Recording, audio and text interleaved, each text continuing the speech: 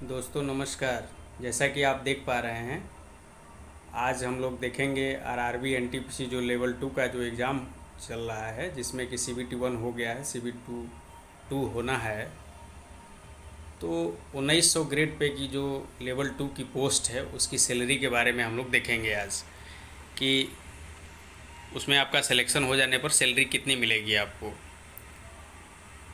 तो आइए देखते हैं।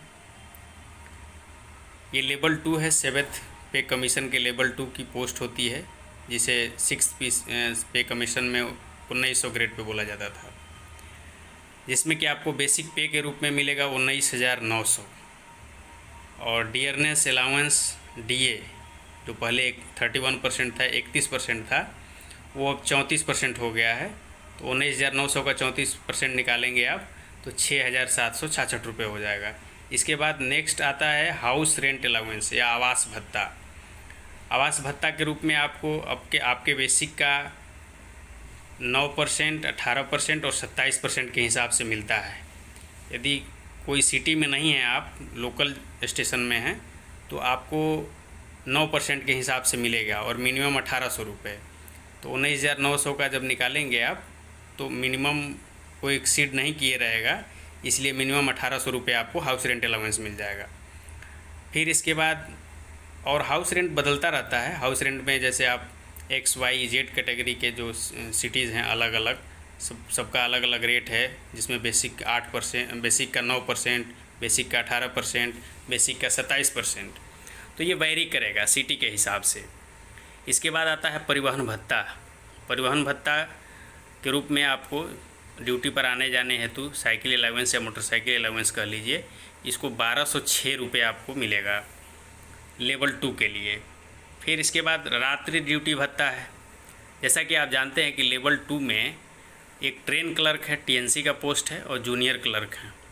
तो टीएनसी जो होते हैं वो रात्रि ड्यूटी करेंगे, तो इनको रात्रि ड्यूटी भत्ता के रूप में एवरेज 1,200 रुपये हमने लिया। 1,200 रुपये एवरेज इनका रहेगा। 1,200, 1,500, 2,000 जैसे आप नाइट ड्यूटी करेंगे। और जो जूनियर क्लर्क हैं, इनके लिए अमूमन ये नाइट ड्यूटी करते नहीं हैं, तो इनको नाइट ड्यूटी नहीं मिलता है। फिर इसके बाद आ जाता है राष्ट्रीय अवकाश भत्ता।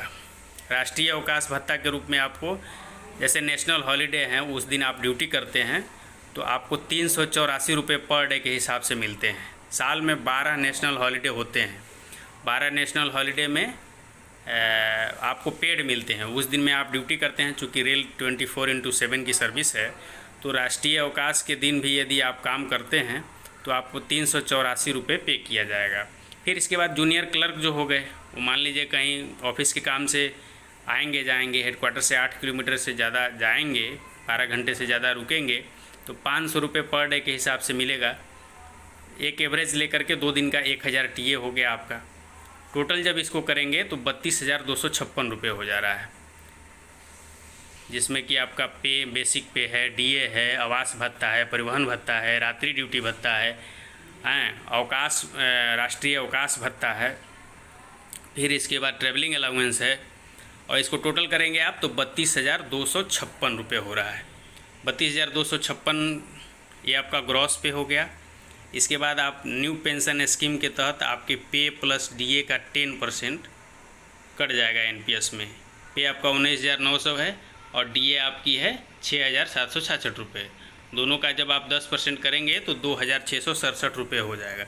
2,667 रुपये गवर्नमेंट आपसे लेगी और 10% आपका लेगी, और 14% गवर्नमेंट ऐड करके आपके एनपीएस के अकाउंट में जमा कर देगी। फिर इसके बाद रेलवे एम्प्लॉय इंश्योरेंस, इसमें आपका 30 रुपये कट जाएगा, ये भी माइनस होगा। नेट जो पे मिलेगा, जो आपके बैंक अकाउंट में आएगा, वो है 29,559 रुपये है।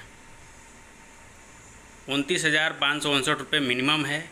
अब आप अच्छी जगह रहेंगे तो आपके आवास भत्ता बढ़ जाएंगे, और जो कन्वेंस चार्ज है, जो परिवहन भत्ता है, वो भी बढ़ जाएगा। ये 7th पे कमीशन का पे चार्ट है, जिसमें कि सेकेंड लेवल, द्वितीय लेवल के लिए 1900 ग्रेड पे के लिए पहला आपको 19,900 से स्टार्ट होगा। जैसा कि आप लिस्ट में देख पा रहे हैं, 1 साल जब आप नौकरी कर लेंगे, 1 साल के बाद आपका इंक्रीमेंट लगेगा तो 20,500 हो जाएगा, फिर 21,100 रुपये हो जाएगा, 21,700, इस हिसाब से आपका धीरे धीरे 3% पर ईयर के हिसाब से जो है आपका इंक्रीमेंट मिलता है, उस हिसाब से इस चार्ट के अनुसार बढ़ता जाएगा। जैसा कि आप देख पा रहे हैं कि अभी रेलवे ने हाल ही में आपका रिज़ल्ट जारी कर दिया है, CBT1 का रिवाइज रिज़ल्ट जारी किया है, जिसमें कि जो ये कैंडिडेट हैं ये सब इनके नाम दिए गए हैं, ये क्वालिफाई किए हैं, इनके रोल नंबर दिए गए हैं। तो